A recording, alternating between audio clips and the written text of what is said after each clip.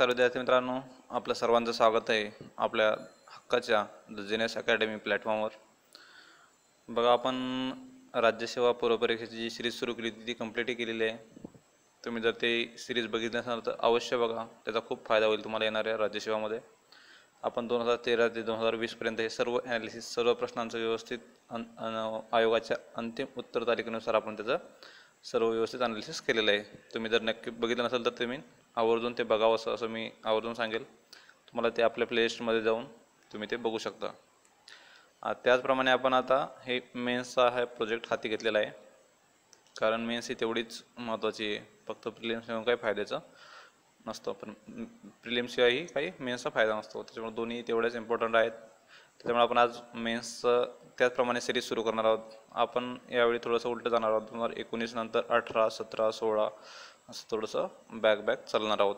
तर आज आपण हा 2019चा बघा GS1चा क्वेश्चन पेपर बघत आहोत. आपण या अगोदरच्या व्हिडिओमध्ये आपण 50-51पर्यंत प्रश्न आपण बघितलेले आहेत, तोही तुम्ही बघू शकता पार्ट. हा नेक्स्ट पार्ट आहे GS1चा 2019चा GS1. तर इथं बघा, पहिल्या GS1मध्ये कसं असतं, हिस्ट्री आणि जिओग्राफी असे 2 सब्जेक्टचा हा GS1 आहे. तर तुम्ही मला कमेंटमध्ये सांगा नक्की की बाकीचे सब्जेक्ट कसे घ्यायचे, म्हणजे विषयानुसार घ्यायचे आहे की इयरनुसार की पेपरनुसार, कसं ॲनालिसिस तुम्हाला ते हवं आहे त्यानुसार मला तुम्ही कमेंट बॉक्समध्ये कमेंट करून नक्कीच कळवा. त्याच्यामुळे तुम्हालाही ते योग्य राहील. तर चला, आपण आज पुढील प्रश्न बघूयात. आपण मागच्या व्हिडिओमध्ये हे 50-51पर्यंतचे प्रश्न बघितलेले आहेत. तुम्ही बघितले नसेल तर तो व्हिडिओ तुम्ही प्लेलिस्टमध्ये जाऊन राज्यसेवा मेन्स ॲनालिसिसमध्ये तुम्ही ते बघू शकता. तर आज नेक्स्ट क्वेश्चन बघूयात आपण. 2019 GS1चा प्रश्न बघत आहोत आपण. प्रश्न क्रमांक 52. 15 एप्रिल 1920 रोजी डॅश यांनी नाशिकच्या उदोजी स्टुडंट्स हॉस्टेलची पायाभरणी केली. तर एक प्रकारे काय, तर उदोजी स्टुडंट्स हॉस्टेलची स्थापना कोणी केली असा सरळ प्रश्न आहे तो. तर ते होते शाहू महाराज. पर्याय क्रमांक 3. पुढील प्रश्न क्रमांक 53. पुढीलपैकी कोणी वी हे पुस्तक लिहिले. तर वी हे पुस्तकाचे लेखक कोणी, असं सरळ बघा सिंगल लाईन असे सरळ सेवेसारखे प्रश्न विचारले जातात मेन्सला, कारण प्रश्नांची संख्या जास्त असते आणि वेळ खूप कमी असतो. म्हणजे 120 प्रश्न आणि वेळ फक्त 2 तास. तर इथं पुढीलपैकी वी हे पुस्तक कोणी लिहिले, तर माधव सदाशिव गोळवलकर. पर्याय क्रमांक 3. पुढील प्रश्न 1921 साली अखिल भारतीय खिलाफत कमिटीचे अधिवेशन कुठे भरले होते. तर 1921 साली जे अखिल भारतीय खिलाफत कमिटी झाली होती तिचं अधिवेशन कुठे भरलं, तर कराची येथे. तर बघा, इथं खूप फॅक्ट्स जमा होतात आपल्याला. तुम्ही भले राज्यसेवेची तयारी करत नसाल किंवा कंबाईनची करत असाल किंवा ग्रुप C किंवा सरळ सेवा करत असाल, तुम्हाला इथलेच प्रश्न खूप सारे तुम्हाला रिपीट झालेले दिसतील तिथं. कारण बघा, जी आपला राज्यसेवाची जी मेन्स आहे त्याच्यामध्ये खूप फास्ट सिलेबस आहे. म्हणजे सगळ्यांचे तुम्ही प्रश्न बघितले तर खूप सारे प्रश्न तुम्हाला इथं मिळून जातील. त्याच्यामुळे तुम्ही इथं तयारी जरी राज्यसेवाची करत नसाल तर तुम्ही हे व्हिडिओ आवर्जून बघा. तुम्हाला म्हणजे कोणत्याही क्लासची टेस्ट सिरीज सोडवण्याऐवजी तुम्ही हे पेपर बघा किंवा हे ॲनालिसिस बघा. मी म्हणत नाही तुम्हाला फोर्सने हेच बघा, पण दुसऱ्या कोणत्याही चॅनलवर तुम्हाला हे अवेलेबल असेल तर ते बघा, नाहीतर आपल्या चॅनलवर सगळे हे अवेलेबल आहेच, हे तुम्ही आवर्जून बघू शकता. तर 54चा पर्याय क्रमांक 1 कराची येथे. 1921 साली अखिल भारतीय खिलाफत कमिटीचं अधिवेशन कुठे झालं होतं, ते कराची येथे झालेलं होतं. तर पुढील प्रश्न क्रमांक 55. 1940मध्ये डॉक्टर हेडगेवारांचे निधन झाल्यानंतर इंदूरच्या शाखेचे संघचालक म्हणून नेमलेल्या डॅश यांनी त्यांना प्रथम निष्ठा भारत व काँग्रेसवर आहे असे स्पष्ट केले होते. प्रथम निष्ठा भारत व काँग्रेसवर आहे असे कोणी स्पष्ट केलं होतं, ते विनायक सीताराम सरवटे. पर्याय क्रमांक 3.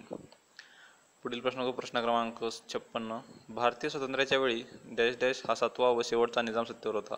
तर शेवटचा निजाम कोणता सत्तेवर होता, तर मीर उस्मान अली खान. पर्याय क्रमांक 2. पुढील प्रश्न क्रमांक 57. पुढीलपैकी कोणत्या संस्थानांनी स्वतंत्र राहण्याची इच्छा दर्शवली होती. त्रावणकोर, हैदराबाद, भोपाळ या सर्वच संस्थानांनी स्वतंत्र राहण्याची इच्छा दर्शवलेली होती. तुम्ही बघा, आधुनिक भारताचा इतिहास वाचला असेल तर त्यावेळेस, म्हणजे स्वातंत्र्यानंतर इतिहास वाचला असेल तर त्यावेळेस तुम्हाला हे आढळून येईल. त्याच्यामध्ये त्रावणकोर, हैदराबाद आणि भोपाळ हे भारतामध्ये विलीन होण्यास त्यांचा नकार होता किंवा ते इच्छुक नव्हते. त्यांनी स्वतंत्र राहण्याची इच्छा दर्शवली होती, ते त्रावणकोर, हैदराबाद आणि भोपाळ. त्याच्यामुळे पर्याय क्रमांक 4 A, B आणि C. पुढील प्रश्न क्रमांक 58. राष्ट्रीय सभेच्या सन 1920 मधील कलकत्ता येथील अधिवेशनात असहकाराचा जाहीरनामा मंजूर केला. या अधिवेशनाचे अध्यक्ष कोण होते. तर 1920च्या कलकत्ता अधिवेशनात आपण असहकाराचा जाहीरनामा मंजूर केला. त्यावेळेस सर्वांना माहितीच आहे, लाला लजपत राय त्यावेळेस अध्यक्ष होते. त्यावेळेस हे स्पेशल अधिवेशन भरलेलं होतं. जे रेग्युलर अधिवेशन असतं त्यावेळेसचे अध्यक्ष हे वेगळे होते. तर हे 58ला जे स्पेशल अधिवेशन भरलं होतं त्याचं अध्यक्ष होते लाला लजपत राय. पर्याय क्रमांक 3. पुढील प्रश्न प्रश्न क्रमांक 59. पुढीलपैकी स्वराज्य पक्षाच्या अपयशाची कारणे कोणती होती? स्वराज्य पक्षाचा तो 1922 आय थिंक तो स्थापन झालेला. तर स्वराज्य पक्षाच्या अपयशाची कारणे कोणती? तर ब्रिटिशांची फोडा आणि झोडा नीती, पक्षशिस्तीचा अभाव, जनतेच्या पाठिंब्याचा अभाव, स्वराज्य पक्षात फूट. तर कोणती कारणे होती मागे त्याच्या? तर पर्याय क्रमांक 4 सर्वच्या सर्व कारणे ही त्याच्या मागची होती. ए, बी, सी आणि डी. पर्याय क्रमांक 4. पुढील प्रश्न क्रमांक 60. मुस्लिम ऑल इंडिया कॉन्फेडरसी ही संस्था कोणी स्थापन केली? तर ते सलीमुल्ला. पर्याय क्रमांक 3 सलीमुल्ला यांनी मुस्लिम ऑल इंडिया कॉन्फेडरसी. बघा किती ऑनलाईन प्रश्न आहे, सरळ सेवेसारखे एकदम. सलीमुल्ला मुस्लिम ऑल इंडिया कॉन्फेडरसी. तुम्ही प्रिलिम्सला थोडंसं जास्त फोकस करा. मेन्स तुमची बरोबर थोडंसं जास्त एक्स्ट्रा फोर्स लावला तर मेन्स ही तुमची नक्कीच क्लिअर होईल. फक्त प्रिलिम्सला तुम्हाला जास्त एफर्ट करण्याची गरज आहे. सलीमुल्ला यांनी कोणती? मुस्लिम ऑल इंडिया कॉन्फेडरसीची स्थापना केलेली होती. 61वा प्रश्न बघू. महाराष्ट्रात खालीलपैकी कोणता राष्ट्रीय मार्ग सर्वात जास्त लांबीचा आहे? तर इथं एकही पर्याय दिलेला नाही. नॅशनल हायवे 7 आहे तो सर्वात जास्त लांबीचा मार्ग आहे. इथं पर्याय नव्हता तसा, त्यामुळे हा प्रश्न कॅन्सल झालेला आहे. पुढील प्रश्न क्रमांक 62. खालीलपैकी कोणते शहर मध्ययुगीन शहर नाही? तर पर्याय दिलेले आहेत औरंगाबाद, नगर, पुणे, मुंबई. तर बघा औरंगाबाद, नगर, पुणे हे सर्वात इतिहासामध्ये यांचा उल्लेख आहे मध्ययुगीन इतिहासामध्ये पण. तर फक्त पर्याय क्रमांक 4 याचा उल्लेख नाही कुठे, त्याच्यामुळे मध्ययुगीन शहर कोणतं नाही तर ते मुंबई शहर मध्ययुगीन शहर नाही. पर्याय क्रमांक 4 इथं योग्य आहे. पुढील प्रश्न क्रमांक 63. खालीलपैकी कोणता भू आकार सागरी लाटांच्या निक्षेपण कार्यामुळे निर्माण होतो? तर निक्षेपण म्हणजे काय? Deposition by sea waves. तर तो कोणता होता? पुळण. त्यालाच बीच पण म्हणता येतं इंग्लिशमध्ये, बीचेस. पर्याय क्रमांक 4. तर बघा हे तर बाकीचे कोवेज, आखात, बारखान हे कशामुळे तयार होतात किंवा वाऱ्यामुळे कोणते तयार होतात हे तुम्ही बघून ठेवणं गरजेचं आहे इथं. पुढील प्रश्न क्रमांक 64. खालीलपैकी कोणत्या शक्ती या त्सुनामी लाटांच्या निर्मितीस कारणीभूत असतात? तर त्सुनामी लाटांच्या निर्मितीस कोणत्या घटना कोणत्या फोर्स खालीलपैकी कारणीभूत असतात? तर काय पर्याय दिलेले आहेत? भूकंपामुळे म्हणजे सागरी पाण्याचे उभ्या दिशेने विस्थापन, भूकंपामुळे सागरी पाण्याचे आडव्या दिशेने विस्थापन, महासागरातल्या प्रचंड उग्र ज्वालामुखी उद्रेकामुळे आणि सागर तळावरील वेगवान राशी हालचालीमुळे. तर ह्यावरीलपैकी सर्वांमुळेच त्या त्सुनामी लाटांच्या निर्मितीस कारणीभूत असतात. आडव्या उभ्या दिशेचे विस्थापन आणि महासागरातल्या प्रचंड उग्र ज्वालामुखी उद्रेकामुळे आणि सागरातील वेगवान राशी हालचालीमुळे. म्हणजे पर्याय क्रमांक 4 इथं योग्य ठरतो. पुढील प्रश्न क्रमांक 65. खालीलपैकी कोणत्या सागर गती ही प्रशांत महासागरात स्थित नाही? सागर गतीलाच काय म्हणायचं? ट्रेंचेस. कोणती ट्रेंची? कोणत्या पॅसिफिक ओशनमध्ये नाही आहे? तर टोंगा गती म्हणजे Tonga trench, Java trench, Mariana trench, South Sandwich trench, Kuril Kamchatka trench. तर तिला आहे तर ते पर्याय क्रमांक 3 इथं योग्य आहे. म्हणजे सी आणि डी ही तिथल्या ट्रेंच नाहीत. सी आणि डी म्हणजे कोणत्या? जावा ट्रेंच आणि इकडची कोणती? South Sandwich trench. बाकीचं टोंगा ट्रेंच, मरियाना ट्रेंच आणि कुर्ली कामचटका ट्रेंच ह्या प्रशांत महासागरात स्थित आहेत. पुढील प्रश्न क्रमांक 66. महाराष्ट्राचे पठार मुख्यत्वे करून खालीलपैकी कोणत्या खडकापासून निर्माण झालेले आहे? खूप म्हणजे एक बालिश प्रश्न म्हणता येईल. हा बेसाल्ट खडकापासून निर्माण झालेला आहे. महाराष्ट्राचे पठार मुख्यत्वे करून बेसाल्ट खडकापासून निर्माण झालेले आहे. पुढील प्रश्न खालीलपैकी कोणती कारणे शहरामधील झोपडपट्टी वाढीस कारणीभूत ठरतात? झपाट्याने वाढणारी शहरी लोकसंख्या, ग्रामीण भागातली बेरोजगारी, अकुशल व निम्न कुशल कामगारांचे ग्रामीण भागातून शहरी भागात होणारे लोकसमुदायांचे स्थलांतर, शहरी भागात स्वस्त घरांची असणारी कमतरता. तर बघा एक थोडंसं अभ्यास न करणार आहे हेच योग्य उत्तर देऊ शकतो. वरीलपैकी सर्वच कारणामुळे ते काय होतं? झोपडपट्टी वाढीस कारणीभूत आहे त्या सर्व घटना. त्याच्यामुळे पर्याय क्रमांक 4 वरीलपैकी सर्व. पुढील प्रश्न 1 एप्रिल 2018 रोजी BS6 इंधन वापरणारे भारतातील पहिले शहर कोणते? तर बघा सगळ्याच हे न्यूजमध्येच आहे खूप. BS6 BS4 नंतर आपण डायरेक्टली BS6 कडे जातो आणि BS5 ला आपण स्किप केलेला आहे. आपण हा युरोपला कॉपी करत आहोत इथं, म्हणजे त्याच्या गाईडलाईन्सवर चालत आहोत. तर भारतातील पहिले शहर कोणतं आहे BS6 वापरणारे? तर आहे दिल्ली. पर्याय क्रमांक 3 दिलवालो की दिल्ली. पर्याय क्रमांक 3 इथं योग्य ठरतो. पुढील प्रश्न क्रमांक 69. नदीच्या खनन कार्यामुळे कोणते भूआकार निर्माण होतात? बघा मागे एक प्रश्न आला होता तो डिपॉझिशन बाय सी वेव्ज काय तयार होते? त्यामुळे बीचेस किंवा पुळण तयार होतात. त्याचप्रमाणे इथे विचारले खनन कार्यामुळे कोणते भूआकार निर्माण होतात? त्याचा तर पहिला पर्याय हा योग्य आहे इथं. रांजण खळगे धबधबा व्ही आकाराची दरी म्हणजे स्पॉट होल वॉटरफॉल फिसेप्ट व्हॅली पर्याय क्रमांक 1. पुढील प्रश्न 2011च्या जनगणनेनुसार खालीलपैकी कोणते भारतातील राज्य हे सर्वाधिक झोपडपट्टी लोकसंख्या असलेले राज्य आहे. सर्वाधिक झोपडपट्टी असलेले लोकसंख्या राज्य आपले महाराष्ट्र राज्य सर्वाधिक झोपडपट्टी असलेले राज्य आहे. पर्याय क्रमांक 2 महाराष्ट्र.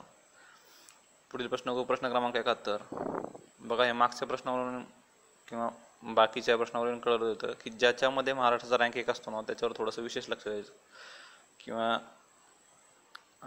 एखादा प्रश्न तुम्हाला येत नसेल किंवा तिथं महाराष्ट्राचा उल्लेख असेल की ह्या क्रमवारीमध्ये कोणत्या राज्याचा पहिला क्रमांक लागतो. हा मी म्हणत नाही ऑलवेज ट्रू असेल, मोस्ट ऑफ द टाईम हे ट्रू असतं, पण तिथं महाराष्ट्र जर पर्याय असेल तर महाराष्ट्र हा त्याचा पर्याय योग्य असतो. समजा तुम्हाला हा 70वा प्रश्न तुम्हाला काहीच माहिती नसेल याच्यामध्ये 2011च्या जनगणनेनुसार खालीलपैकी कोणती भारतातील राज्य सर्वाधिक झोपडपट्टी असलेले राज्य आहे, तर तुम्हाला तुक्का मारायचा असेल तर तुम्ही महाराष्ट्रावर इथं मारणं थोडंसं बरोबर ठरलं असतं.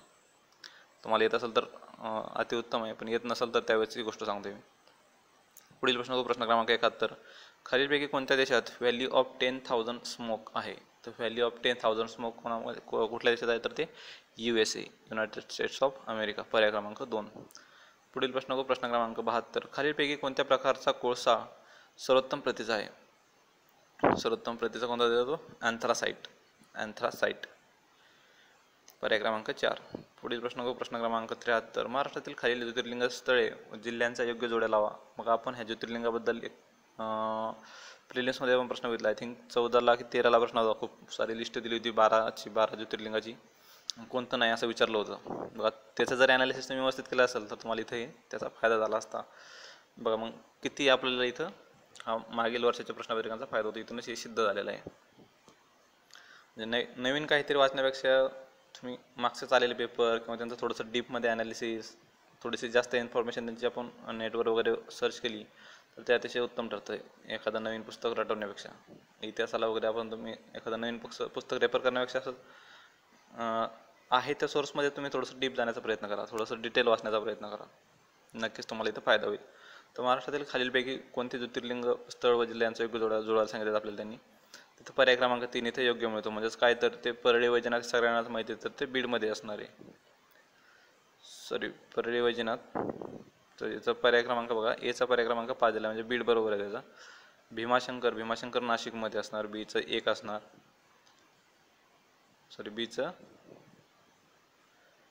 बीचं पुणे असणार, भीमाशंकर पुणे परळी वैजनाथ बीड.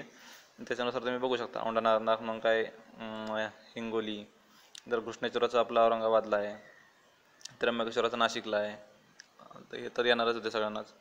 तर पुढील प्रश्न क्रमांक 74. खालील अयोग्य जोड्या जुळवा. तर महालक्ष्मी मंदिर अयोग्य आहे. बघा इथं थोडंसं आयोग निगेटिव्ह चालतं नेहमीच. मागं पण मी तुम्हाला पूर्वपरीक्षेच्या सिरीजमध्ये बोललेलंच आहे, ते तुम्ही व्हिडिओ नक्की आवर्जून बघा. त्याच्यामध्ये खूप असे मी ट्रिक्स वगैरे सांगितलेले आहेत आणि म्हणजे आयोगाचा ट्रेंड कसा चालतो पूर्वपरीक्षामध्ये मेन्समध्ये त्याच्यामध्ये खूप डिटेल थोडंसं डिस्कस केलेलं आहे. आपण तुम्ही ते बघून घेऊ शकता. इथं अयोग्य जोडी ओळखा विचारले त्यांनी. तर महालक्ष्मी मंदिर कोल्हापूर, हाजी अली दर्गा नाशिक हे चुकीचं आहे, माउंट मेरी चर्च मुंबई, भीमाशंकर मंदिर अहमदनगर. तर इथं पर्याय क्रमांक मला वाटतं बी आणि डी ह्याचं योग्य उत्तर असावं, म्हणजे चुकीचं असावं, कारण हाजी अली दर्गा मुंबई आणि भीमाशंकर मंदिर हे पुण्यामध्ये येणं आवश्यक होतं इथं. त्याच्यामुळे पर्याय क्रमांक 3 इथं योग्य मिळतो. बी आणि डी इथं चुकीची जोडी आहे. पुढील प्रश्न क्रमांक 75. महाराष्ट्रातील खालील किल्ल्यांच्या दक्षिणेकडून उत्तरेकडे क्रम लावा. म्हणजे दक्षिणेकडे कोणता, उत्तरेकडे कोणता असा क्रम विचारला त्यांनी. तर पर्याय क्रमांक 3 इथं योग्य आहे. म्हणजे काय सर्वात शेवटी प्रतापगड पाहतो कोल्हापूरजवळ प्रतापगड, नंतर मिळतो पुरंदर, नंतर सिंहगड आणि दौलताबाद औरंगाबादचा. त्यामुळे पर्याय क्रमांक 3 इथं योग्य मिळतो. प्रतापगड, पुरंदर, सिंहगड पुणे आणि दौलताबाद औरंगाबाद. पुढील प्रश्न क्रमांक 76. खालीलपैकी कोणता शुष्क प्रदेशातील संचयन भूरूप नाही. इंग्लिशमध्ये बघा आपण थोडंसं याला. Which of the following is not depositional landform. बघा त्या लँडफॉर्मवर हा तिसरा प्रश्न आहे. मागं पण बघितला आपण तो बीचेस त्याचा. तर ते not depositional landform in arid region. Arid म्हणजेच कोणता भूरूप, अरिड रिजन शुष्क प्रदेशातील. तर इथं कोणता येतो यारदांग हा तिथला डिपॉझिशनल लँडफॉर्म नाही आहे. पर्याय क्रमांक 2 इथे योग्य मिळतो. पुढील प्रश्न क्रमांक बघा मी मागच्या प्रश्नासंबंधित बघा 3 प्रश्न आलेत, तर मी एक चार्ट बनवलेला आहे त्याचा. तो चार्ट मी तुम्हाला टेलिग्रामला हे करतो, पोस्ट करतो. डिस्क्रिप्शनमध्ये टेलिग्रामची लिंक असेल की तुम्ही अबाउट सेक्शनमध्ये यूट्यूब चॅनलच्या जाऊन तुम्ही त्या टेलिग्रामला जॉईन होऊ शकता. तिथे तुम्हाला ही सगळा चार्ट मिळून जाईल. म्हणजे 3 प्रश्न तुमचे फिक्स तिथं तुमचे बरोबर येणारच ठरले होते. पुढील प्रश्न क्रमांक 77. खालीलपैकी कोणते भारतातील एकमेव मिश्र नैसर्गिक व सांस्कृतिक युनेस्को जागतिक वारसा ठिकाण आहे? UPSC करणाऱ्या बहुतेक जणांना माहिती असेल 2017मध्ये हे कांचनजंगाला आपण म्हणजे युनेस्कोनं स्टेटस दिलेलं होतं. त्यावेळेसपासून ते वाट बघत होते आता विचारेल आयोग, पण आयोगाने UPSCला काही विचारलं नाही. चला ठीक आहे, MPSCनं तरी विचारलं. तर एक कांचनजंगा राष्ट्रीय उद्यान जे आहे सिक्कीमचं, ते आहे एकमेव मिश्र आहे. ते एकमेव मिश्र युनेस्को जागतिक वारसा ठिकाण आहे. तर सांगा तुम्ही मला, संपूर्ण नैसर्गिक, सांस्कृतिक आणि मिश्र असणारे संपूर्ण भारतामध्ये किती जागतिक वारसा स्थळ आहे? तुम्ही मला कमेंट बॉक्समध्ये कमेंट करा. पुढील प्रश्न क्रमांक 76. ताडोबा राष्ट्रीय उद्यान, नागझिरा अभयारण्य, सागरेश्वर अभयारण्य, कर्नाळ अभयारण्य. तर याच्यातील जोडायला सांगितलं आपण. ताडोबा राष्ट्रीय अभयारण्य कुठे, तर ते चंद्रपूरला आहे. नागझिरा कुठे आहे, तर ते आहे भंडारा. नागझिरा भंडारा. सागरेश्वर आहे तर ते सांगलीमध्ये, आणि कर्नाळ आहे तर रायगड. पर्याय क्रमांक 4 इथं योग्य मिळतो. पुढील प्रश्न क्रमांक 79. आता बघा, नदी आणि त्यांचा उगम. पेनगंगा, कृष्णा, तुंगभद्रा, कावेरी. पेनगंगाचा उगम होतो बुलढाणा रांगेमध्ये. कृष्णेचा उगम होतो तर तो होतो महाबळेश्वरमध्ये. तुंगभद्राचा उगम होतो तर तो होतो गोमंतक शिखर. आणि कावेरीचा उगम होतो तर तो होतो ब्रह्मगिरी हिल्स. बघा, हा कावेरीचा उगम पुन्हा रिपीट झालेला आहे. बघा, प्रिलिम्सचा प्रश्न. बघा, 2 प्रश्न आपण घेतलेल्या राज्यसेवा पूर्व परीक्षेमधूनच हे रिपीट झाले. इथं तुमचे 2 प्रश्न झाले असते. आणि ते डिपॉझिशनल लँड फॉर्म वगैरे दिले, ते मी तिथं खूप डिटेल सांगितलं होतं. म्हणलं होतं ते चांगलं करून ठेवा. आणि इथं आपल्याला दिसतंच आहे ते रिपीट झालेलं. म्हणजे ते 3 आणि हे 2 रिपीट झालेले प्रश्न, म्हणजे 5 प्रश्न तुमचे इथं फिक्स ठरलेलेच आहेत. 5 प्रश्न म्हणजे तुम्ही DC वरून नायब तहसीलदारवरून तहसीलदारी होऊ शकता, किंवा खालच्या एखाद्या ACP वगैरेच्या लेवलपासून तुम्ही DC होऊ शकता. म्हणजे 5 मार्काची लेवल ही खूप मोठी आहे मेन्समध्ये. तुमची डायरेक्टली पोस्टही चेंज होऊन जाते तिथं पर्याय क्रमांक 2 योग्य आहे. पुढील प्रश्न क्रमांक 80. पर्वत आणि प्रकार त्यांचे. ब्लॅक फॉरेस्ट, अल्पेशियन, राजमहल, पोपा. त्यांचे तर ब्लॅक फॉरेस्ट जो आहे तर ब्लॅक फॉरेस्ट आहे तो ठोकळा पर्वत आहे. तर ॲपेलेशियन पर्वत जो आहे तर तो आहे घडीचा पर्वत आहे. राजमहाल जो आहे तर तो आहे अवशिष्ट म्हणजे शिल्लक राहिलेला. आणि पोपा जो आहे तर तो आहे ज्वालामुखीय पर्वत. पर्याय क्रमांक 3 इथं योग्य मिळतो. इथं थोडंसं माझ्याकडून फास्ट होत असेल तुम्ही व्हिडिओ पॉज करू शकता. आणि आन्सरला मी अंडरलाईन केलेलंच आहे ऑलरेडी, त्याच्यामुळे. आणि ही फायनल आन्सर की ऑथेंटिक आन्सर की आयोगाचीच आहे ती. परत तुम्ही मला क्रॉस चेकही करू शकता आन्सर की सोबत. पर्याय क्रमांक 3 इथं योग्य आहे. पुढील प्रश्न क्रमांक 81. भारत सरकारने स्वदेशी दर्शन योजनेअंतर्गत पर्यटन विकासासाठी 13 विशिष्ट विषयाधारित परिक्रमा निश्चित केल्या आहेत. खालीलपैकी कोणते ठिकाण रामायण परिक्रमेत समाविष्ट नाही? बघा, इथं निगेटिव्ह चाललेलं आहे. तर हे प्रश्नच आयोगाने कॅन्सल केलेला आहे. आता आयोगच सांगल्याचं कारण काय ते. पुढील प्रश्न क्रमांक 82. जोड्या लावा. ज्वालामुखी आणि त्यांचे प्रदेश. माउंट पोपा, किलिमांजरो, क्रॅकाटो, फुजियामा.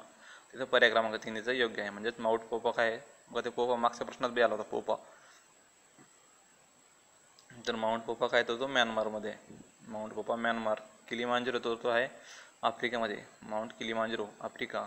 क्रॅकाटो आहे तर तो आहे इंडोनेशिया. आणि फुजियामा तर जपान. नावावरून तुम्ही थोडंसं जाऊ शकता. Fujiyama Japan. पर्याय क्रमांक 3 इथे योग्य मिळतो. पुढील प्रश्न क्रमांक 83. कोपेनच्या वर्गीकरणानुसार AW हवामान प्रदेश काय निर्देशित करते? AW हवामान काय निर्देशित करते?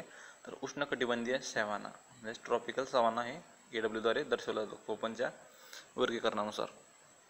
कोपन एक शास्त्रज्ञाचं नाव आहे. पुढील प्रश्न क्रमांक 84. खालीलपैकी कोणत्या नद्या खचदरीतून वाहतात? म्हणजेच कोणत्या रिफ्ट व्हॅलीमधून वाहतात?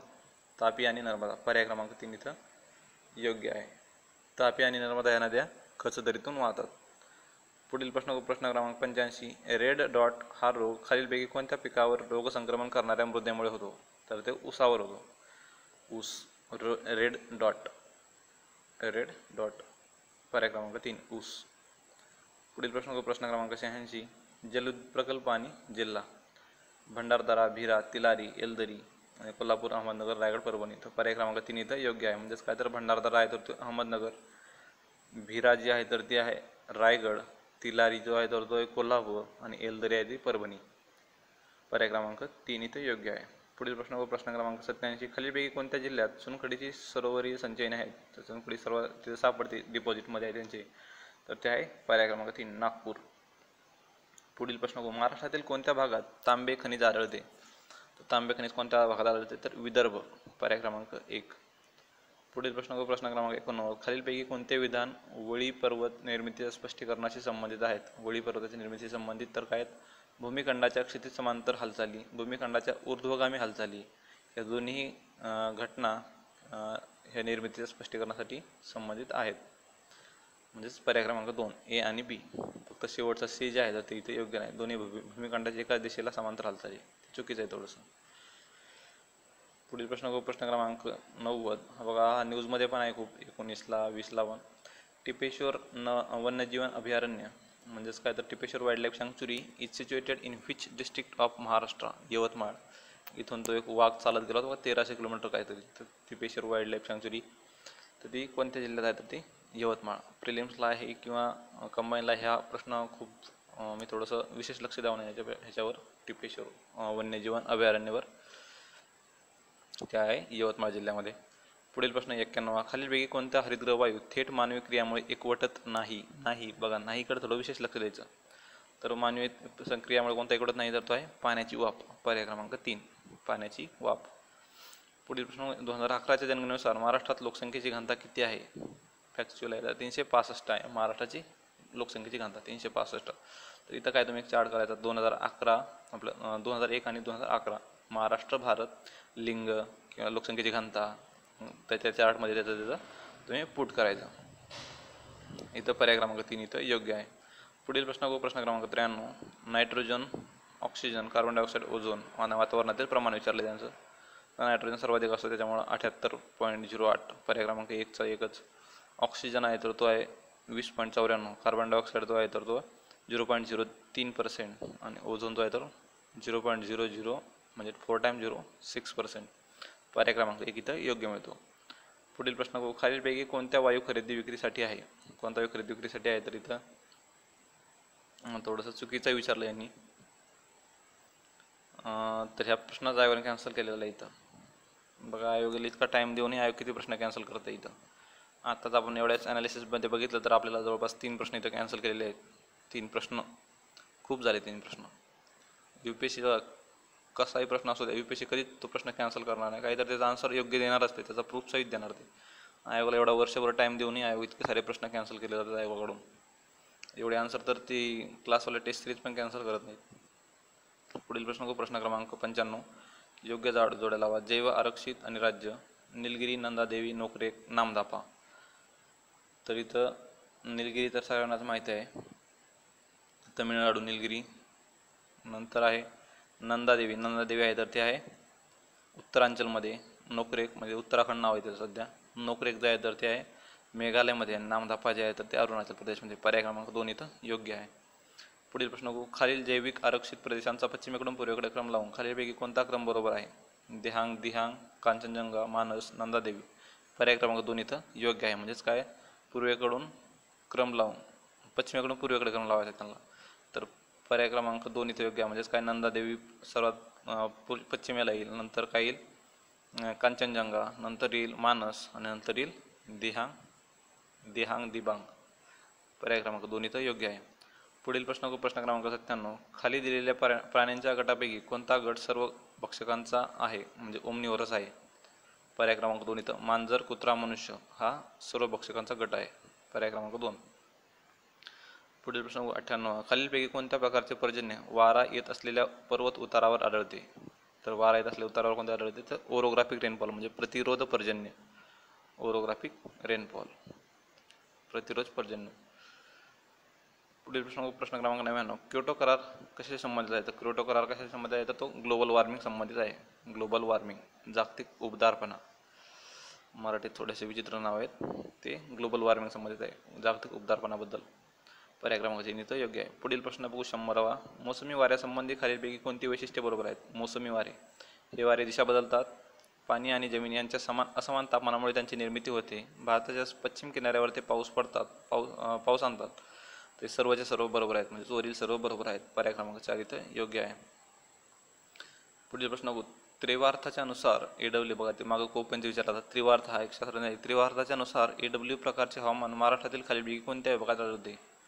तर ते एडब्ल्यू प्रकारचे हवामान कुठे आढळते? मराठवाडा आणि विदर्भ विभाग. पर्याय क्रमांक 3 मराठवाडा आणि विदर्भ विभाग. पुढील प्रश्न बघू. जोड्या लावा. कार्य आणि शहरे, खाणकाम, व्यापार, सांस्कृतिक, मनोरंजन. खाणकाम कुठं चालतं? ते चालतं चंद्रपूरमध्ये. व्यापार कुठं चालतं? तो चेन्नईमध्ये. सांस्कृतिक कुठं आहे? तर ते आहे शांतिनिकेतन टागोरांचं. आणि मनोरंजन कुठं आहे? तर ते आहे अलिबाग, रायगड. पर्याय क्रमांक 3 इथं योग्य आहे. पुढील प्रश्न प्रश्न क्रमांक 103. पर्यावरण विषयक पहिली जागतिक परिषद केव्हा स्टॉकहोम येथे आयोजित करण्यात आली होती? तर ते आहे पर्याय क्रमांक 1 5 जून 1972.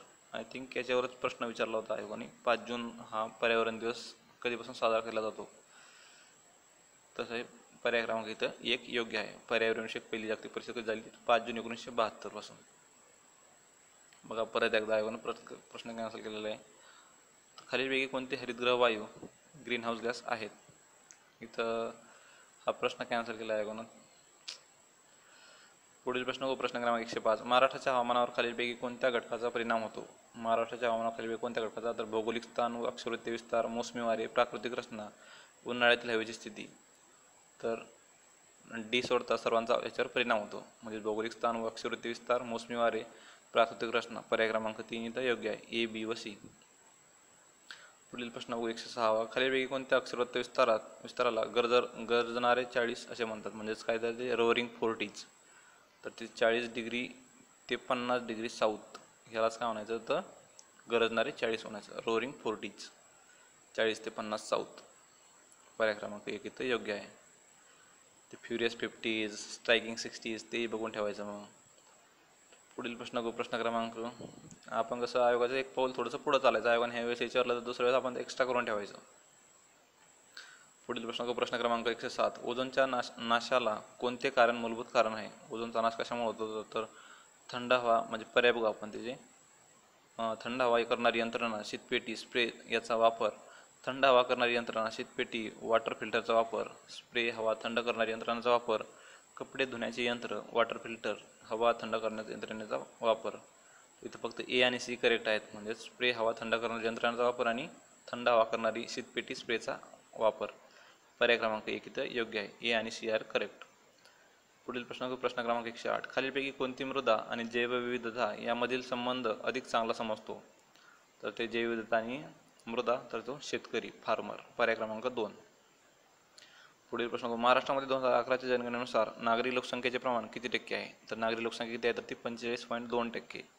हा आपण प्रिलिम्समध्ये पण ॲनालिसिसमध्ये बघितलेला आहे हा प्रश्न. पण खूप सारे प्रश्न रिपीट होतो. तुम्ही परत रिपीट हे व्हिडिओ बघत चला.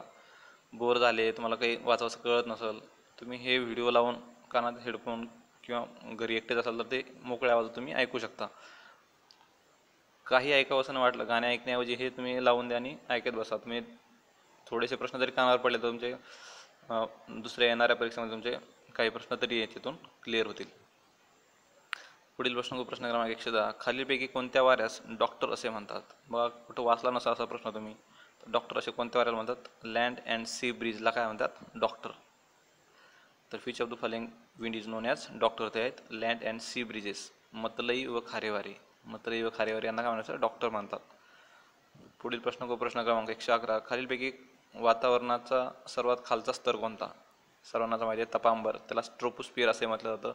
ट्रोपोस्फिअर नंतर स्ट्रॅटोस्फिअर.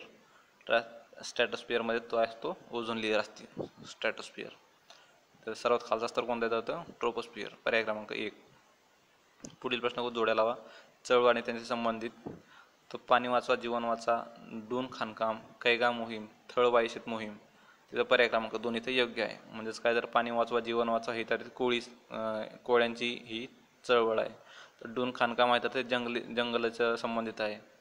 तर कैगा मोहीम जर आहे ती अणुशक्ती केंद्र संबंधित आहे. आणि थळवाई शेत मोहिमेमध्ये युरिया प्रकल्प संबंधित आहे. पर्याय क्रमांक 2 इथं योग्य आहे. महाराष्ट्रातील खालीलपैकी कोणत्या पर्जन्य प्रदेशात जलसिंचन व्यवस्था असलीच पाहिजे? जलसिंचन व्यवस्था कोणत्या क्षेत्रात असलीच पाहिजे? तर जिथं 75 सेंटीमीटरपेक्षा कमी पाऊस पडतो तिथं जलसिंचनची व्यवस्था असलीच पाहिजे. 75 सेंटीमीटरपेक्षा कमी पाऊस म्हणजेच पर्याय क्रमांक 1. पुढील प्रश्न 114. विषुववृत्तीय शांत म्हणजे डोलड्रम दाबाच्या पट्ट्याविषयी खालीलपैकी कोणते वैशिष्ट्य बरोबर आहेत? हा शक्तिशाली कमी दाबाचा पट्टा आहे. तो विषुववृत्तांच्या 5 डिग्री उत्तर ते 5 डिग्री दक्षिण अक्षवृत्त दरम्यान आढळतो. तिथे हवेच्या दाबाचा असमान उतार असतो. तर फक्त इथं ए आणि बी करेक्ट आहेत. तर हवेच्या दाबाचा असमान उतार असतो हे चुकीचं आहे. तर म्हणली A and B are correct, म्हणजेच फक्त अ आणि ब बरोबर आहेत, म्हणजे पर्याय क्रमांक 3 इथं योग्य आहे. डोलड्रम. पुढील प्रश्न क्रमांक 115. बघा हा प्रश्न आपण रिपीट झालेला आहे. सगळा प्रश्न रिपीट नाही, पण आपल्याला क्रम विचारला होता बघा 18 साली आय थिंक 2018च्या प्रिलिम्समध्ये. डोलड्रम, नंतर ईस्टर्लीज, वेस्टर्लीज असा क्रम त्यांनी हॉर्स, विंड असाही प्रश्न त्यांनी आपल्याला क्रम लावायला विचारला होता. ते थोडंसं आपण डीपमध्ये क्लास तर आपण हा प्रश्न इझिली टॅकल करू शकत होतो. तर पुढील प्रश्न क्रमांक 115. सुधारित देशात DDT या कीटकनाशकावर बंदी का घातली? तर DDTवर एक पेस्टिसाईड आहे, त्याच्यावर बंदी का घातली? तर ते काय होतं, अन्न साखळीवर परिणाम होत होता त्याचा. DDT काय तर म्हणजे जनावरांना ते थोडंसं तकलीफ होऊ नये म्हणून, म्हणजे ते एक पेन किलर होतं एक प्रकारचं. ते दिल्यानंतर काय तर त्याच्यावर जगणारे जे भक्षक असतील ते भक्षक ते खायचे आणि त्यांना खाणारे दुसरे ते ऑटोमॅटिक मरून जात होते. त्याच्यामध्ये फूड चेनला एक धोका होता, त्याच्यामुळे it was affecting food chain system. पर्याय क्रमांक 3 इथं योग्य आहे. पुढील प्रश्न 116. नैसर्गिक आणि मानव यांच्या कार्यामुळे डॅश डॅश धूप होते, जिच्यामुळे नैसर्गिक पृष्ठभाग आणि मृदा अवस्था यामध्ये बदल घडून येतो. तिथं पर्याय क्रमांक 2 बरोबर आहे. वेगवान धूप होते आणि त्याच्यामुळेच काय नैसर्गिक पृष्ठभाग आणि मृदा अवस्था यामध्ये बदल घडून येतो. पर्याय क्रमांक 2 इथं योग्य आहे. पुढील प्रश्न क्रमांक 117. खालीलपैकी बरोबर वाक्य निवडा. काही रासायनिक क्रियेद्वारे वातावरणात तयार झालेला ओझोन प्रदूषकाच्या निर्मितीसाठी कारणीभूत ठरतो. ओझोन हा मानवी आरोग्य व पिकांच्या वाढीसाठी हानिकारक आहे. जिथं बोथ आर ट्रू, म्हणजे दोन्ही बरोबर आहे तिथं. पर्याय क्रमांक 3 इथं योग्य आहे. पुढील प्रश्न जमीन कार्यक्षमता वर्गीकरणामध्ये वर्ग 8 हा डॅश डॅश करता आहे. जमीन कार्यक्षम वर्गीकरणामध्ये ॲग्रिकल्चरचा प्रश्न आहे बघा. तर हा वर्गीकरण 8 हे कशा संबंधित आहे? तर ते आहे वन्यजीव आणि पाणलोट व्यवस्थापन, wild life and watershed management. पर्याय क्रमांक 3. पुढील प्रश्न योग्य जोड्याला हवा. माध्यम आणि जमा होणारे पदार्थ किंवा सामग्रीचे उगमस्थान. जल, पाणी, तर ते कुठं होतं? ते गाळ, वारा, वाळूची टेकडी. गुरुत्वाकर्षण काय होतं? मिश्र डबरी. आणि बर्फ येतं ते हिमवड. पर्याय क्रमांक 1 इथं योग्य आहे. पुढील प्रश्न क्रमांक 120. जमिनीच्या पृष्ठभागावरून जमिनीमध्ये खालच्या दिशेने जाणाऱ्या पाणी प्रवाहास डॅश डॅश असे म्हणतात. तर खालच्या दिशेने जाणाऱ्या पाणी प्रवाहास काय म्हणतात? इनफिल्ट्रेशन. पर्याय क्रमांक 3 इथं योग्य आहे. पुढील प्रश्न 121. ज्या वनस्पतींना त्यांच्या योग्य वाढीसाठी दिवस 12 तासापेक्षा कमी असावा लागतो किंवा सूर्यप्रकाशाचा कालावधी कमी असलेल्या दिवसात त्यांची वाढ चांगली होते, त्यांना काय म्हणतात? तर शॉर्ट डे वनस्पती म्हणतात त्यांना. पर्याय क्रमांक 3 इथं योग्य आहे. पुढील प्रश्न सामान्य पाण्याचे समायोजित सोडियम शोषणाचे प्रमाण डॅश डॅश असते. तर काय असतं? ॲडजस्टेड सोडियम अब्झॉर्प्शन रेशो तो किती असतो? SAR हा <10 असतो. पर्याय क्रमांक 4 इथं योग्य आहे. प्रकाशाची तीव्रता किती किंवा प्रखरपणा डॅश डॅश उपकरणाने मोजता येतो? तो येतो लक्स मीटरने मोजता येतो, लक्स मीटर. पुढील प्रश्न खालील विधानापैकी कोणते विधान बरोबर आहे? मॅशनरी चेक डॅमचा वापर घळी नियंत्रण आणि पाणी अडविणे व साठवण्यासाठी करतात. ढेकळयुक्त जमीन पृष्ठभाग, करवडीतपणा, जमिनीचे कवच. थोडंसं डिटेलमध्ये दिलं आहे, तुम्ही ते वाचून घ्या. त्याचं योग्य उत्तर मी सांगतो तुम्हाला. पर्याय क्रमांक 1 आहे, म्हणजेच बी विधान हे चुकीचं आहे, फक्त बाकी सर्व विधान इथं बरोबर आहेत. पर्याय क्रमांक 1. पुढील प्रश्न क्रमांक 125. डॅश डॅश हा मृदा तयार होण्याच्या प्रक्रियेतील अतिशय क्रियाशील घटक आहे. तर तो क्लायमेट, हवामान जे आहे, तर हा मृदा तयार होण्याच्या प्रक्रियेतील अतिशय क्रियाशील घटक आहे, क्लायमेट. पुढील प्रश्न खालीलपैकी कोणता प्रदूषक सिगारेटच्या धुरामध्ये असतो? तर तो असतो कार्बन मोनॉक्साईड. पर्याय क्रमांक 3. 127 प्रश्न 27. हा प्रश्नच कॅन्सल झालेला आहे. 1972 मध्ये वृक्षांच्या संरक्षणाची चिपको चळवळ कोणी सुरू केली होती? तर इथं सुंदरलाल बहुगुणा होतेच, बिष्णोई महिला होत्या. ए आणि बी उत्तर अपेक्षित होते, तसा पर्यायच नव्हता, त्याच्यामुळे हा प्रश्न कॅन्सल झाला असावा. पुढील प्रश्न 128. खालीलपैकी कोणत्या पिकामध्ये पाण्याचा वापर जास्त क्षमतेने केला जातो? तर ते आहे ए आणि डी, म्हणजेच काय? बाजरी आणि ज्वारी. Which of the high water use efficiency जास्त क्षमतेने केला जातो, त्या तर ए आणि डी, बाजरी आणि ज्वारी. पर्याय क्रमांक 1. पुढील प्रश्न 129वा. 6.5 पेक्षा कमी सामू असलेल्या मृदेला काय म्हणायचं तर ते ॲसिडिक म्हणतात. ॲसिडिक मृदा म्हणतात, म्हणजेच आम्लधर्मी मृदा असंही म्हटलं जातं तिला. पर्याय क्रमांक 1 इथं योग्य आहे. प्रश्न क्रमांक 130 बघू. सिंचनाच्या पाण्यातील डॅश डॅश घटक पिकासाठी अतिशय घातक आहे. तर तो आहे सोडियम कार्बोनेट. हा घटक पिकासाठी अतिशय घातक आहे.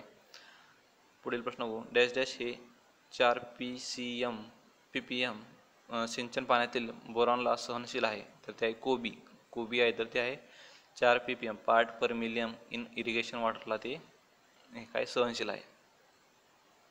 पुढील प्रश्न बघू. प्रश्न क्रमांक 132. ICAR Indian council of agricultural research, Indian institute of soil science, तर ते भारतीय मृदा विज्ञान संस्था कुठे आहे तर ते आहे भोपाळ येथे. ICAR भारतीय मृदा विज्ञान संस्था भोपाळ येथे आहे. पर्याय क्रमांक 4. पुढील प्रश्न क्रमांक 133. खालीलपैकी कोणत्या रासायनिक खतात नत्राचे प्रमाण जास्त असते तर ते आहे अमोनियम नायट्रेटमध्ये नत्राचे प्रमाण हे जास्त असते. पर्याय क्रमांक 1 अमोनियम नायट्रेट. पुढील प्रश्न जमिनीमध्ये वाळू, गाळ आणि चिकणमातीची तुलनात्मकदृष्ट्या असलेल्या प्रमाणास काय म्हणतात तर त्याला सॉईल टेक्स्चर म्हणतात. जमिनीचा पोत, वाळू, गाळ आणि चिकणमातीची तुलनात्मकदृष्ट्या असलेलं प्रमाण त्याला म्हणायचं जमिनीचा पोत. पुढील प्रश्न बघू. अधिकतम उत्पादन आणि पाणी वापर क्षमता हे फक्त डॅश डॅशद्वारे शक्य आहे. तर योग्य प्रमाणात ओलावा, प्रमाणशीर पीक ताटीची संख्या, प्रमाणशीर खतांचा वापर, ज्या चांगले हॅबिट्स आहेत शक्यतो असे सगळेच पर्याय बरोबर असतात. म्हणजे वरील सर्व बरोबर आहेत. पर्याय क्रमांक 4 अधिकतम उत्पादन आणि पाणी वापर क्षमता, तिथं पर्याय क्रमांक 4 इथं योग्य आहे. पुढील प्रश्न क्रमांक 136. कोणत्या कृषी वानिकी पद्धतीमध्ये पिके, फळझाडे आणि बहुउद्देशीय झाडे एकत्रितरित्या घेतली जातात तर ते कृषी उद्यान वनरोपण ॲग्री हॉर्टी सिल्व्हिकल्चरमध्ये एकत्रित घेतले जातात. म्हणजे कृषी वानिकी पद्धतीमध्ये पिके, फळझाडे, बहुउद्देशीय झाडे हे एकत्र घेतले जातात. पर्याय क्रमांक 1. पुढील प्रश्न 137. पुढील विधानांपैकी कोणते विधान बरोबर आहे? मोरोलाइट वर्चस्वयुक्त जमिनी चांगला निचरा होणारे असतात. उच्च केसन विनिमय क्षमता असलेली जमीन अधिक प्रमाणात केशन अन्नद्रव्य साठवते. केओलिनाइट वर्चस्वयुक्त जमिनी चांगले निचरा होणाऱ्या असतात आणि उच्च केशन विनिमय क्षमता असलेली जमीन अधिक प्रमाणात आयनिक अन्नद्रव्य साठवते. तर इथं बी आणि सी फक्त बरोबर आहे. तिथं बी आणि सी. पर्याय क्रमांक 2 इथं योग्य आहे. पुढील प्रश्न क्रमांक 138. जास्त पाणी, कमी पाणी आणि पीक पद्धती यानुसार भारत देश हा डॅश डॅश कृषी हवामान विभागात विभागला गेलेला आहे. तर ते 15 कृषी हवामान विभागात विभागले गेलेला आहे. हा न्यूजमध्ये पण होती बघा ही न्यूज. तर 15 विभागात विभागला गेलेला आहे. पर्याय क्रमांक 3. पुढील प्रश्न 139. पुढील विधानांपैकी कोणते विधान बरोबर आहे? लो हेड बबलर ही तुषार सिंचनाची सुधारित आवृत्ती आहे. सूक्ष्म तुषार सिंचन ही तुषार सिंचनाची सुधारित आवृत्ती आहे. वालुकामय जमिनीपेक्षा चिकणमातीयुक्त जमिनीची पाणी अनुप्रयोग कार्यक्षमता जास्त आहे. पाणी जमिनीवर साचण्यापासून व वाहून जाण्यापासून रोखण्याकरता तुषार सिंचन पद्धतीमध्ये जमिनीची पाणी जिरविण्याची क्षमतेमध्ये कमी क्षमतेने पाणी दिले जाते. इथं सी आणि डी फक्त बरोबर आहेत. वरील दोन्ही ए आणि बी चुकीचे आहेत. तेव्हा पर्याय क्रमांक 4 इथं योग्य आहे, सी आणि डी.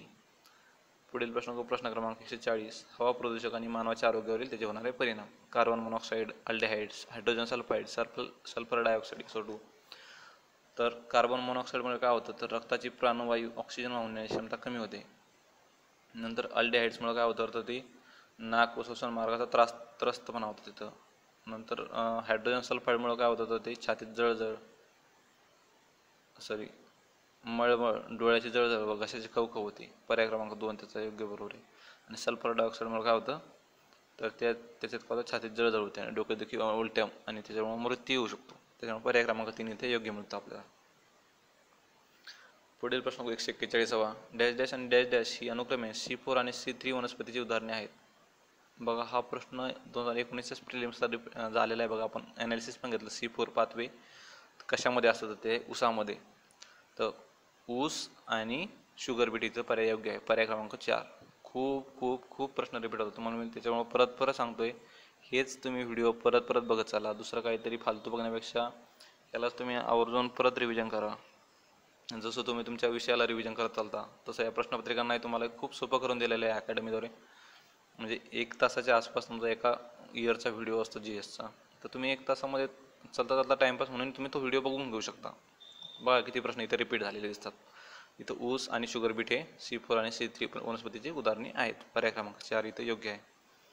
पुढील प्रश्न स्फुरद कमतरता निर्देशक म्हणून कोणत्या पिकाचा उपयोग केला जातो, म्हणजे which crop is used as deficiency indicator of phosphorus nutrient. तर तो आहे मोहरी रॅपसीड. पर्याय क्रमांक 2. पुढील प्रश्न प्रकाश संश्लेषण क्रियेत प्राणवायू कशापासून तयार होतो, तर ते पाण्यापासून. प्रकाश संश्लेषण क्रियेत पाण्यापासून हा प्राणवायू तयार होतो, म्हणजेच ऑक्सिजन तयार होतो. H2O जो असतो तो H2 बाजूला त्यांना ऑक्सिजन बाजूला भेटतो. पुढील प्रश्न सिंचन आणि कोरडवाहू क्षेत्राकरिता डॅश डॅश पृष्ठभाग निचरा प्रणाली अत्यंत योग्य आहे, तर ते आहे समांतर निचरा पद्धत ही अतिशय योग्य आहे. पर्याय क्रमांक 2. शुष्क प्रदेशाचे भूजल सामान्यतः डॅश डॅश स्वरूपात असते, तर ते असते खारे स्वरूपात. शुष्क प्रदेशाचे भूजल सामान्यतः हे खारे स्वरूपात असते. पर्याय क्रमांक 4 म्हणजे सलाईन. पुढील प्रश्न क्रमांक 146. WGS-84 डेटम आधारे पृथ्वीवर एखादी अचूक जागा निर्धारित करण्यासाठी किमान डॅश डॅश उपग्रह आवश्यक आहेत. हे रिमोट सेन्सिंगबद्दल सांगते. तर पर्याय क्रमांक 3 म्हणजे 4 उपग्रह आवश्यक आहेत अचूक जागा निर्धारित करण्यासाठी. पर्याय क्रमांक 3 म्हणजेच 4 उपग्रह आवश्यक आहेत. पुढील प्रश्न क्रमांक 147. LIWS-4 संवेदक कॅमेरा आजूबाजूच्या मुख्य ट्रॅक दिशेने ±26 डिग्रीपर्यंत झुकला जाऊ शकतो. ज्या योग्य ठिकाणी त्या डॅश डॅशचा पुनर्भेटीचा कालावधी मिळतो, तर तो 5 दिवस पुनर्भेटीचा कालावधी मिळतो. पुढील प्रश्न क्रमांक 148. ट्रायमेट्रॉगॉन सिस्टम ऑफ फोटोग्राफीमध्ये 3 पैकी 2 कॅमेरा हे 60 डिग्री तिर्यक अंशामध्ये बसवलेले असतात. पर्याय क्रमांक 3 इथं योग्य आहे, 60 डिग्री. पुढील प्रश्न 149. सामान्य रंग छायाचित्रणात रुंद आणि निरोगी पाने हिरवी दिसतात, तर ती IR अवरक्त वर्णपटलातील छायाचित्रात डॅश डॅश रंगांची दिसतात. कोणत्या रंगाची दिसतात, तर ती आहे रेड टू मॅजेंटा, म्हणजे लाल ते किरमिजी लाल. पर्याय क्रमांक 4 इथं योग्य आहे. पुढील प्रश्न 150. खालीलपैकी कुठली तरंगलांबी असलेल्या ऊर्जेचा भाग दूरसंवेदनासाठी विशेषतः हवाई छायाचित्रणासाठी उपयुक्त मानला जातो, तर तो आहे पर्याय क्रमांक 2 0.4 मायक्रोमीटर ते 0.7 मायक्रोमीटर. हे रिमोट सेन्सिंगचे शेवटचे 5 प्रश्न होते बघा. दरवर्षीचे तुम्ही असेच 5 प्रश्न जरी बाजूला काढले तर थोडंसं रिमोट सेन्सिंग तुम्हाला इझी जाऊ शकतं. खूप काही जास्त वाचण्यापेक्षा हेच प्रश्न आलेले तुम्ही रिपीट त्याचं थोडंसं रिव्हिजन करून हेच थोडे प्रश्न तुम्हाला रिपीट होणार आहेत. आपण येणाऱ्या प्रश्नपत्रिकेमध्ये बघणारच आहोत 2018, 17, 16मध्ये असं मागं जाऊन कसे प्रश्न आलेले आहेत कोणत्या विषयावर. तर संबंधित पेपरमध्ये बघा इथं सर्व प्रश्न संपलेले आपण घेतलेले आहेत. मागच्या व्हिडिओमध्ये अर्धे आणि ह्या व्हिडिओमध्ये अर्धे घेतलेले आहेत. हा व्हिडिओ तुम्हाला कसा वाटला, आवडल्यास नक्कीच लाईक करा, कमेंट करा आम्हाला कसा वाटला. काही आमच्याकडून सजेशन्स असतील, काही तुम्हाला अजून काही इनोव्हेटिव्ह हवं असेल तुम्ही मला कमेंट बॉक्समध्ये नक्की कळवा. आपल्या टेलिग्रामला जॉईन करा. काही तुमचे डाऊट असतील तर नक्कीच शेअर करा. आम्ही त्याच्यावर नक्कीच काम करण्याचा प्रयत्न करू. आणि घरी राहा, सुरक्षित राहा, आरोग्याची काळजी घ्या आणि जीएनएस अकॅडमीला नक्कीच फॉलो करत राहा, पाहत राहा आणि GNS academy. Thank you so much.